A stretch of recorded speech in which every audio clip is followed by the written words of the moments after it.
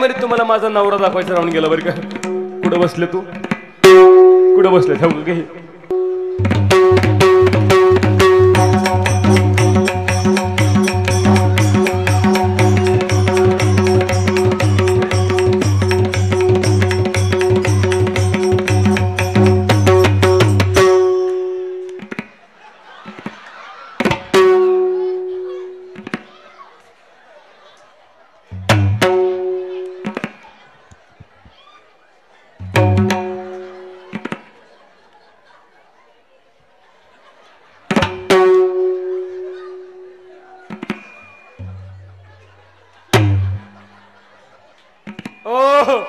कसा दिसतोय आमचा जोडा,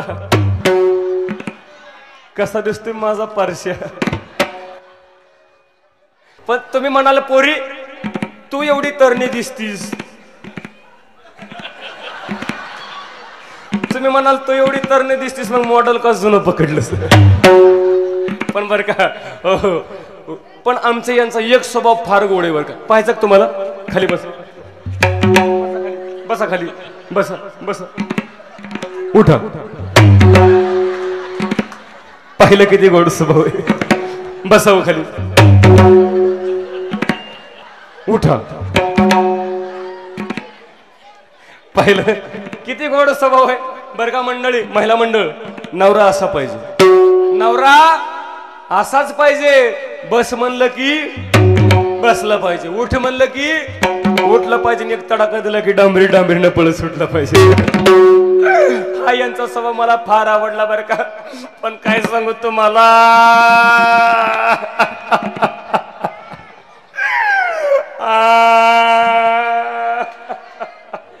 पुढं सारखा तुम्ही लांब जाऊ नका, मला करमत नाही. ओ काय सांगायचं मावशी तुम्हाला, लग्न झालं नांदायला गेले पण मॉडेल लय कडून निघालं. आणखीन बघते तसं बघा की. काय सांगायचं, लग्न झाल्यापासून बघते. तुम्ही म्हणाला आल्यालाच लागली नवऱ्याचं घरानं सांगायला, हिला नेमकं झालं तरी काय. पण मला सांगा दादा, संसार करण्याकरता चांगलं घर पाहिजे का नाही, पाहिजे का नाही चांगलं घर. पण आमचे एकनाथ महाराज म्हणतात मोडकच घर, अहो मोडकच घर पडकच छपर. वर्ग मंडळी मोडकच घर. मी म्हणते आता उद्या भाद्रच्या महिन्यामध्ये गौरी गणपती बसवली असते, नव यांच्याकडे डोक्यावर बसवे. बघतोय कसं बघा की काय सांगायचं. ते म्हणते नसू दे चांगलं घर राहायला काय हरकत नाही, पण कमीत कमी देवाला देवघर तरी नको का मावशी सांगा बघा. कारण किती मोठं घर असू द्या, त्या घरामध्ये जर देवाला देवघर नसेल तर घराला शोभा नाही.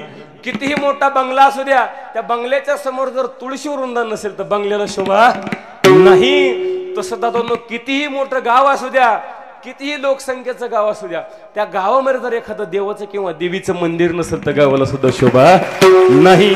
आणि तसं हा माणसाचा जन्म बरं का. नाथ महाराज म्हणतात माणूस किती मोठा असू द्या, पैशानं सत्यानं माणूस मोठा असू द्या, परंतु त्याच्या अंतकरणामध्ये जर देवाला जागा नसेल, त्याच्या गळ्यामध्ये जर पवित्र अशी तुळशीची माळ नसेल, तर महाराज म्हणतात त्याच्या जीवनाला सुद्धा काही किंमत नाही. म्हणून म्हणते मोडकच घर आणि पडकच छप्पर. आणखीन बघतोय कसं बघा.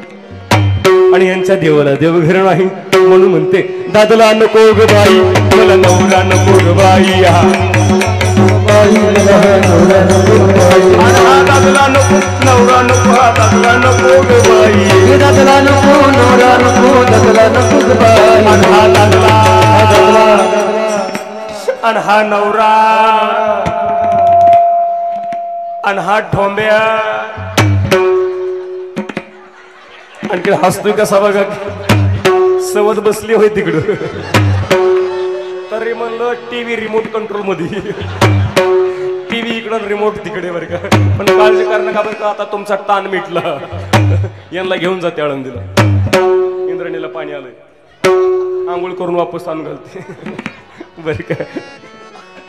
पण तुम्ही म्हणाल नुसत्या घरासाठी नवरा सोडतीस का, पण नुसत्या घरासाठी नवरा सोडायला मी काय येडी आहे होय. मला सांगा अंगावर नेसण्याकरता चांगली साडी पाहिजे का नाही, पाहिजे का नाही चांगली साडी. पण काय सांगायचं, व लग्न झाल्यापासून बघते मोडद्यानं सारी साडी तरी घेतली का, वरतून बघतोय कसं बघत. पण तुम्ही म्हणाला आताच 5 साड्या बदलल्यास की, हे खोटं बोलतीस का. पण या 5च्या 5 साड्या आमच्या ह्यांनी नव्हत्या दिली, आमचे हनुमान दादा ज्यांनी मला भेट दिली ते म्हणून तरी कशी बशी चार चौघीत आली म्हणून तरी कशी बशी चार चौघीत आली नाही तर काय सांगायचं लग्न झाल्यापासून घरात गाऊनवरच बसत होती लग्न झालं तसं एक